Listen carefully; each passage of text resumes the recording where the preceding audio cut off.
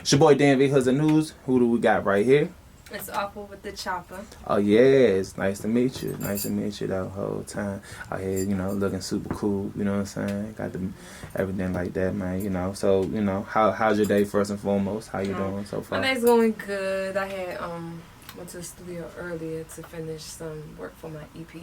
So yeah, just finished like the last song. Right. So I'm kind of like, woo. Oh, you working? Yeah, I'm working. I just left there. You left a studio and now you at another studio. Yeah, I'm back here. Now that's crazy. So first and foremost, we're gonna get to the background. We're gonna learn some things about you and stuff like that. So first and foremost, where you from? I'm from Maryland, Scraper Shop, down bottom. Oh, she rapping the hood. Down bottom. Scraper Shop? Mhm. Oh man, she rapping the block with it too. Oh man. But it's weird because I grew up in DC and I grew up in Maryland. Right. So I grew up in Southern, then went back to Maryland. Went back to DC. Then went back to Maryland. Yeah, it's a DC PG thing, but you claim Maryland. Yeah. I was in Maryland the longest, so right. I'm more familiar with Maryland than I am with DC. Yeah, but your hood, but where you from is like off Eastern Avenue. Exactly. You're so borderline. It's not really, yeah. Yeah, like So it's like Maryland, DC-ish. Yeah, it's like y'all right there, walk across the street.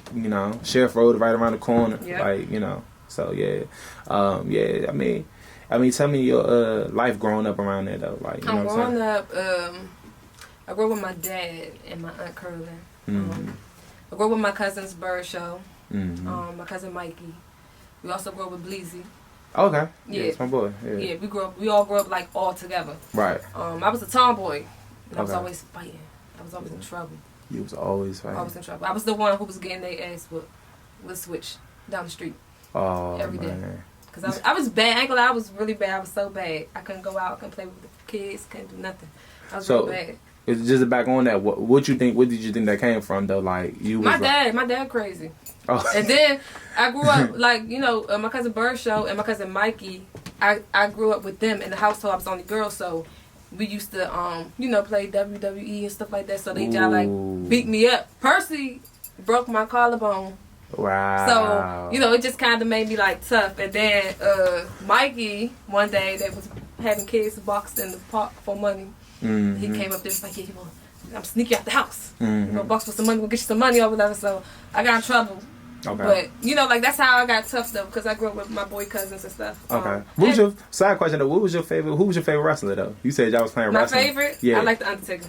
Get out of here. The Undertaker was my favorite. Which Undertaker though? My favorite one was the Biker Taker. Nobody liked the Biker Taker though. Which one is that? Like that was the one who used to ride the motorcycle around. No, I don't like that. You like the dark? I like the dark one. The dark one. Oh yeah. I don't know. I like Biker Taker. Everybody was like always debating like which one was the best Undertaker. I used to love Biker Taker and Stone Cold, of course. Of course. Yeah, in China, facts, I like China. Nah, facts though, man. Facts. Nah, I appreciate that. But I'll go home. What you were saying though? Yeah. So I was just always in trouble.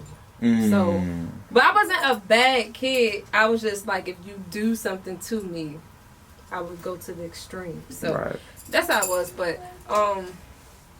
yeah, I was just bad as hell. I was always fighting, getting kicked out of school. That's how I ended up going to Maryland, DC. You was just always back and forth. Maryland, DC. Yeah, I got kicked out of school every year. Yeah, but going back to DC, was that like going back and forth back to DC? Did that make things worse? I went to Houston Elementary. And I went there for, I want to say maybe 2 years. The second year I got kicked out for fighting. Then I beat up the counselor. What? Because the girl I beat up was the counselor's granddaughter. So the counselor waited till the principal left out. Tried to fight me. The counselor tried to fight you? Yes. But she wasn't no old grandma. She wasn't like no old grandma. She was like, like in her late 30s, something kind of. Right. So, she was a young. She was a young, so... I had left there, went to Maryland, to schools in Maryland, and then, had same issues again. To the point where I had to sign a contract, and the contract was I couldn't be around kids for a whole year in school, so I had detention for a whole year. So what were you doing for that whole year? I was doing schoolwork, but in detention. In a class, like, by yourself? Yeah. You couldn't even be in a class, with, like, in your school? What school was this? That one was, I think it was Robert R. Gray. Wow. Yeah, that was that school. I had to sign the contract and be there. Wow.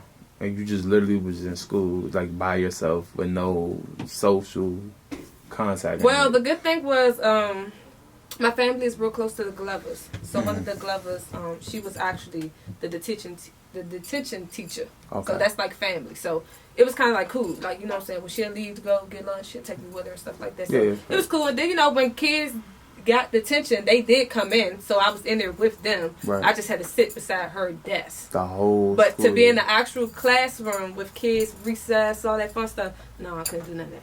Wow. So I was like, yeah, I was really like... Was there like a certain point where you had to balance yourself out and you was like, nah, I can't keep doing this, or you just got worse? I did.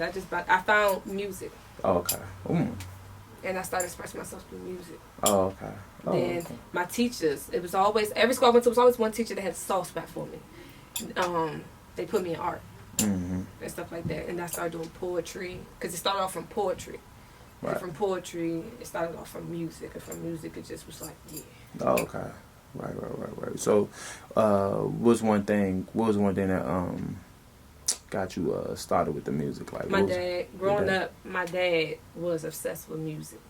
So he had these like big headphones, and he'd hook it up to his like big old stereo. He'd listen to like Scarface and or you know Ghetto Boys and stuff like that. Right. And even though I was a kid, for some reason I liked that music. I didn't really like the girl music. I liked that music, so I knew all the words. Like now that I'm old, I'd be like, how do I know that song? But then I'd be like, my father played it when I was a kid, so that's how I got the obsession with big headphones. Like, even when I'm out at a party or something like that, I got my headphones on, listening to my own music. You really just be in this like... Yeah, like my partner, Rain, she would tell you, like, we be out in the car. She playing music, I got my headphones on. We go to this place, she be like, Tiki, don't you put them... She called me Tiki, you know, that's my dancing side. So she'd be like, Tiki, don't you put them headphones on? Right. And I'd be like, I just like music. Like, and I listen to beats all day. Right, facts. Before I get to the next question, though, since you was always like, you know, before we leave the, you know, everything that you was getting into, was you in the Go-Go's or in that culture at that time? I never really cared for the Go-Go's. Okay. For real. You never went, or you just... No, I went. I just didn't go. It wasn't often. It wasn't your lane. Yeah, it wasn't really my lane for real. Oh, okay. I didn't really care for it. I liked the music. Yeah, but you didn't like the environment. Yeah, it was the environment. Oh, okay. And then I'm a fighter, so I just... That's why I kind of got to the question. You know what I'm saying? So it was like, the one that I did go on, I fought, and I kept fighting. I was just like, yeah, I'm tired of this shit. I'm gonna keep going to this shit. I'm tired of fighting. Like I'm over it. And then, you know, like growing up, I didn't look like I could fight. I was like the light-skinned girl with the long hair, you know, little mixed girl. And, so, and I was too. I'm a Gemini Cancer, so I'm very introverted. Like I'm not I just be chilling in the cut. So people always used to kind of like pick at me, and then when I spaz, I was just like, oh, I didn't know that.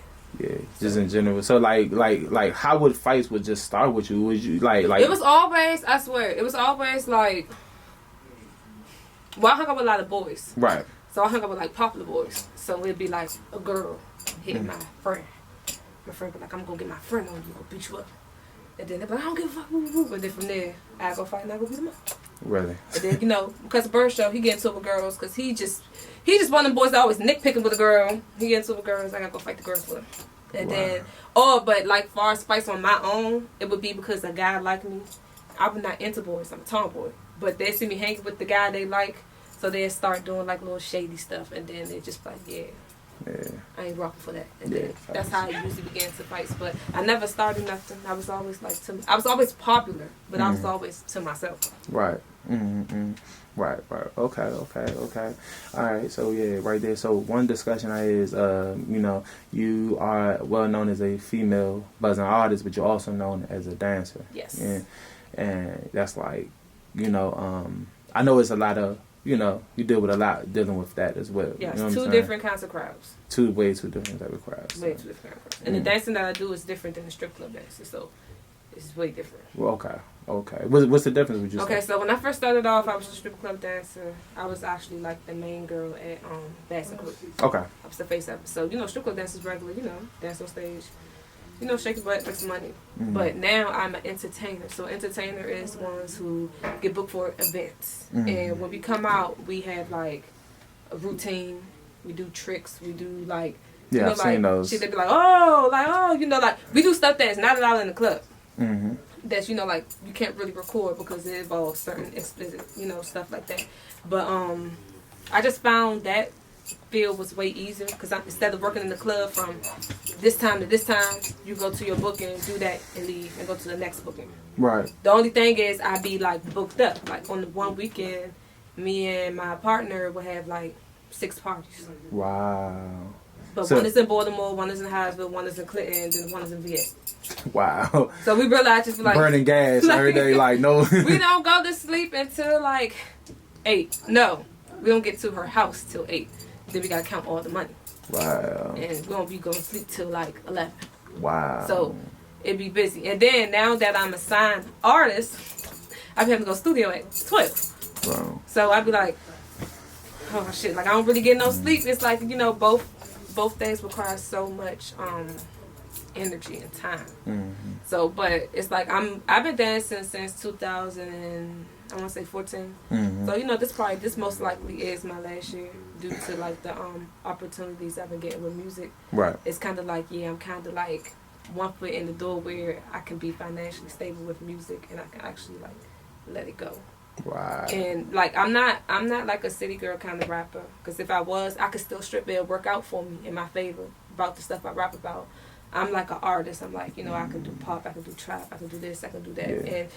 And personally, my image as a person, I'm not really like a, you know, right. design the diamonds, all this, you know, like one show my body kind of girl. I'm an earthy, spiritual kind of girl. Like I'm a tomboy, I'm chill, like I'm in the cut. So, you know, I be trying to change my crowd. So that's why I try not to post so much of my dancing on my page due to my other page being deleted too.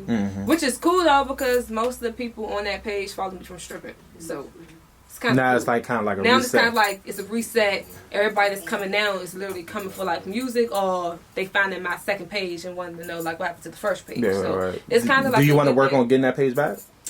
Not really. No, really. No. How many followers you had on the last page? I had like 37.9K. I don't know though. But honestly, I don't think I can get it back. They hacked it. They hacked it. Yeah, they changed my email, changed my number, changed everything. Yeah, I heard they're doing that, yeah. And then it's so stupid because they turn it to like an Instagram page, and then it's like, hey, your page is getting. I seen that a couple of times. Then when you click the link, it gives them the access to come into your page and hack it, and they do it again. Yeah. Yeah, I've seen that page. Yeah. I've seen that a couple times. Yeah, so that's what they doing. So they hacked it, and honestly, I don't think I can get that back. The first time I lost my page was because something got reported or something, so they like deleted my page. But I was able to get it back. But this time, I don't really think I can get it back. Yeah. Did you try to report the Instagram? Yeah, but did they hack your page? By them changing my email and stuff and my name on the page, it's like page don't exist. Damn, it's just like a whole new. Yeah, just like nothing exists. Wow. Yeah, that's a no for everybody. Please avoid those copyright claims. Please avoid them fake Instagram pages. Copyright. You. If it ain't got no blue check beside it, ignore that. Probably Instagram probably would never inbox you anyway. Never, like even if you had a blue check or something. Like never. But now right here, so before we get to the next conversation, there was one thing that kind of, I can't really quote, you probably remember what I said before your page got deleted. I think you say it was nothing, you know, if it was something regarding like your child and stuff like that. And I was actually going to post it because you know how Instagram community guidelines strikes are. I couldn't post it, but it was like a picture, you know what I'm saying, you doing your job, and he was like, you shouldn't judge by the way I take care of my daughter. It was I know that. exactly what exactly did you say? Basically, what I mean by that is a lot of people, not even the men, it's the women. Right. Women bash each other about what they do for a living and stuff like that. And us strippers, you know, a lot of people don't talk about stripper mental health. Right. Because mentally, we be going through it. The world treats us horrible. And they don't treat us like a human. You know what I'm saying? And believe it or not, most of us that are dancers, we have jobs, college degrees. Like, a lot of my stripper friends had 3 daytime jobs. They just do it because they're single parents and stuff like that. But, you know, on my behalf, a lot of people would talk about, you know, dating. They'll say, oh, you leave me for the stripper girl. The stripper girl, woo, woo, woo. Oh, she do this for a living, oh, she do that for a living. And it's like, I don't care what you say, because everything I make goes to my child.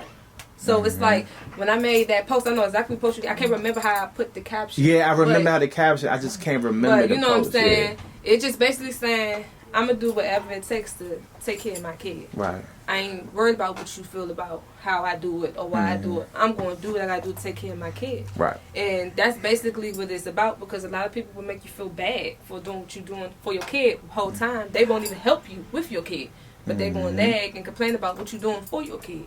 Right. So that's what I meant by it. I know exactly what you talk about. That's exactly I remember that. I wish I could remember exactly what you said on there, because it kind of hit me, and I was actually about to post this close from posting. I got family members who talk about me being a dancer and stuff. Really? Even only family? see my daughter one time. Really? Never bought my daughter nothing, but they talk about it, and it's like, I don't even know why you wasting your breath talk about it. You don't even help her out. You don't do nothing for her. Right. Wow, that's crazy. So we're going to get straight to the next discussion. So what type of music you want to make for the people? Okay, so everybody knows me. Some people know me as Tiki. And you know, I'm kind of like a Nicki and a Doja. I have different, personalities, different egos and stuff. So, people who know me by Tiki know me as the aggressive rapper.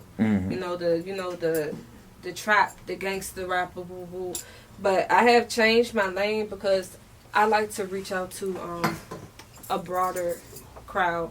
I want to reach out to the blacks, the whites, the Spanish, the emos, the rock stars. I want to reach out to everything. So my music now is very melodic. It's not really too hard. Like, this is my first project ever doing with like no cussing. I may got hell or something in it, but it's like no cussing. It's literally like, kids can listen to it, kids can do TikTok to it. It's no cussing on it. But I'm still going hard on it, but it's no cussing. I got a few pop songs, I got a few hood songs, I got a few R&B songs. I got it's really like a mix of everything. And this is something like really new for me, because I'm just like a go hard, like like a mixtape Nicki rapper. Usually I'm one of those that just want to go on remix songs and stuff like that. But now, like, all these songs, I did it the right way. I finally got my songs copywritten. Like, I can put my songs on iTunes. I never was able to put my songs on iTunes. I was only able to put them on like SoundCloud. But by me trying to reach a bigger audience, I have to do it better. Now you got on the streaming. Yeah, I got to stream it, and I gotta, do different things. And sometimes with the dancing, it's hard for me to be my full self as an artist.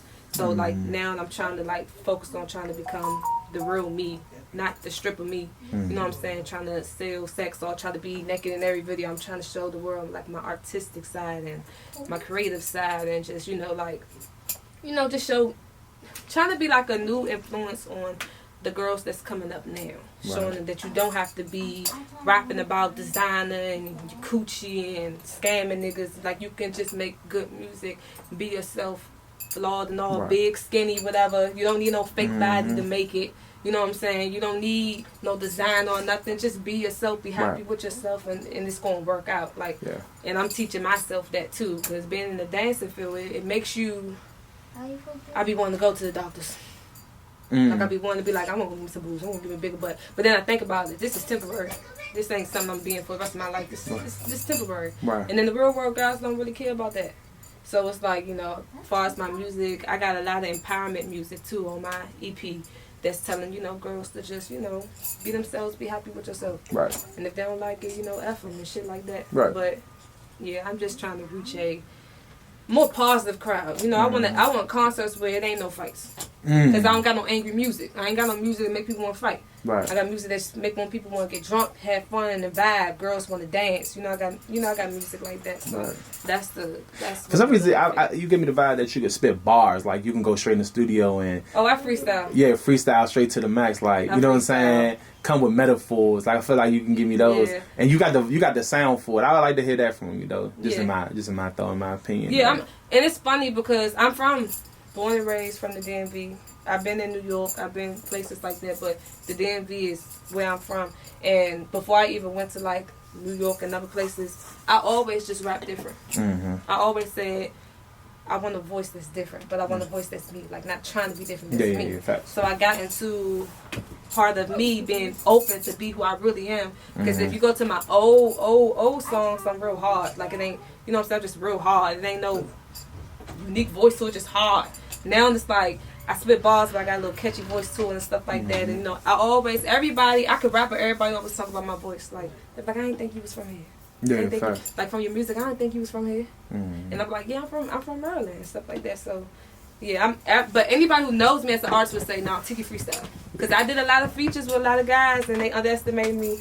Yeah. I go in the studio, and they like, oh, you wrote them? I'm like, no, I'm freestyle. I already been studying the beat since you gave it to me. And they go freestyle, and they be like, and I'll never drop the song. Wow. I'll never drop the song. That's really happened to you? Yeah. Wow. It always happened. Only person who dropped the song was Lip all the way. Shout out to my boy Lip. Shout out to Lip. That's my Lip. my man. So I fuck with him so hard. Yeah, he was like and I did a feature with another guy, Manny, Manny Love. He's more of a R&B. I think I'm familiar with him. He's really good talented guy, dance and all that. Them two was the only one who took like the feature serious and like pushed it and kept going through with it. Everybody else, y'all like, you know, got scared, got intimidated, and you know they ain't wanted, you know, let the people know that girl killed them on their song. So right, that's why this project I ain't really focus on no features. I was like, I'm gonna just show focus on yourself, yeah, and build your name up. You know what I'm saying? Sad question though, why do you call yourself Mermaid? Well, growing up, even though I was so bad and stuff like that, I cried a lot, and I was very depressed. I used to be mentally ill. I used to be suicidal. I was in the psych ward, trying to kill myself and all that other stuff. So basically, you know, like a mermaid can survive in water. The water was like my tears. So from me being drowning in my tears, I started swimming through my tears. Like, yeah, I can do it. So, you know, I just went through like my tears and stuff like a mermaid would do in the water. So that's why I call myself like, you know, a mermaid. That's why I got. And then water itself keeps me calm. Like when I'm mad, I take a shower. When I'm mad, I go by the beach because my house is by the beach. When I, you know, if I stress out, I gotta go to the beach. Like I gotta go to, just water by itself just calms me. Like the rain calms me. I just like water. So that's how I got like the name mermaid and stuff like that. Side question though, what made you also come with the name Aqua with the chopper? I didn't ask you that in the beginning. Well, Aqua, you know, I said I was gonna roll with Tiki, but Tiki's too much attached to my stripping. So I said, you know, I gotta come up with another name that's still me. And it can brand me better. Right. So actually, I'm going to probably go with just Aqua, so that it won't be like with the chopper. But you know, Aqua with the chopper is going to be something like I just say, like, you know what I'm saying? Yeah. But, Aqua, you know, it's just water, and that's me. Anybody know me be like, yeah. You know, like people who know me call me Gigi. So they be like, nah, Gigi like water. Like, Gigi always in the water. Like, so, you know, I was like, let me name myself Aqua. And the chopper is basically just like, you know, my bars and my lyrics that, you know, I bring up to the table and stuff like that. So that's how I got Aqua with the chopper. Okay. That's nice. That's good to know. That's good to know right there, though. I definitely appreciate this interview, though. One last thing I want to ask, though. What is one thing you think that you need to do to get to the next level? Stop second guessing myself. I'm a perfectionist, so I'm very hard on myself sometimes. Sometimes it's like, you know, especially with my body, it's my image. I've been in stripping for years that it messed up my mental as far as with my looks. So I always be feeling like, I always knew I got the talent, I always knew I got everything, but I always like I gotta be perfect. Like I gotta have perfect boobs, I gotta have a flat stomach, I gotta have this, and sometimes my my appearance or my thought process of how I look can interfere with me. It can make me not want to go to the studio. It can make me not want to come out. Make me not want to do music. So you saying your appearance of how you look doesn't even want you to go to night? I'm not even saying going to the club or go party or go dance, just to go to the studio. No, just period. Anything. I won't go to work. Wow. Like, and you know, but now I'm getting better at it. Now I'm just like, cool, you know, like I'm the friend that when a friend take a picture of me, they go like, hey, Tiki, is this okay? Hey, you know, is this okay? But now I'd be like, go ahead, I don't care. Like, go ahead, post and stuff like that. But I think that came from being in the dancing where they put naturally thick ain't thick. Naturally thick is fat for the strip club. Flat stomach with the ass shots and the boobs and the chicken wing legs is considered thick in the strip industry. So it's like the roles have changed, like far as what they consider thick, and it's just crazy. And believe it or not, a lot of these girls getting their bodies done because the owner is making them do it. Yeah, I don't like the anteater butts. But no, you know, and believe it or not, it's a lot of girls really come in there beautiful, perfect, but it's so tempting because I like to be different. But even with me wanting to be different, being around it so much, it makes you sometimes just be like, damn, maybe I should go get this. And then you got the girls who got it a few times and they got problems. Like, they dying the whole time and they ain't telling girls that they dying or they going through complications and stuff like that. You know what I'm saying? So it just, when I start thinking like that, I gotta like listen to my music. I gotta go stress my manager out. I gotta go vent to my best friend so that I can get my head back in the game. So I think that's probably the one thing that may sometimes hold me back sometimes with the, it's my appearance. I be wanting to look a certain way when I gotta think about Lizzo made it. Right. You know what I'm saying? Megan made it natural. And she going up against fake bodies from left to right. And she tall girl. You know what I'm saying? I gotta look at Doja. She ain't got no boom boom, but she got a nice body, but she's natural. I gotta think about it like, you don't gotta have that look. People, especially for even the crowd, I want. Even like you look right now with Cody Ray, she's like super. She's like a small, petite, skinny girl. Yeah, and she's she making it too. So you gotta look at those type of situations. Exactly, and she says, and she she has confidence. She tells people all the time, "I'm not getting my body done." So I look at girls like them. You know what I'm saying, and be like, you can do it. Like, especially for the crowd I want, I don't need that body for that. So it's like, that'd be the only holdback. But other than that, like, I've been kind of really focused. I'm proud of myself. This is the furthest I took my music as far as like actually signing the dotted line. And my manager is awesome. Spent hella money on me already. And we ain't even get to the EP officially yet. Oh, time, man. But any last words, any shout outs though? And I just want to shout out my best friend. Because I know she's watching this and she ghetto. I know she won't, when she said she's going to do the most. But shout out to her. That's really been like my mentor, my support. Shout out to Six. Shout out to my twin. Shout out to my Remy. Shout out to my Crystal. And, shout out to all my sisters. Shout out to my favorite cousin Kayla. And, shout out to everybody. I can't think of everybody's name on point. But, just shout out to everybody who's been fucking with me. I really appreciate y'all. No, definitely. I definitely appreciate this interview. Where they can follow you since you lost your first Instagram? Where they can find your new one? You can follow me on Aqua with the Chopper 2. And that's AQUAWITHACHOPPA 2. Okay. I'm gonna make a Twitter soon, but I ain't really a social media person. Yeah. So. Yeah, I get it. I get it though. But now we gonna definitely wrap this up right here. It's your boy D. Lee, here's the news, and we are gone.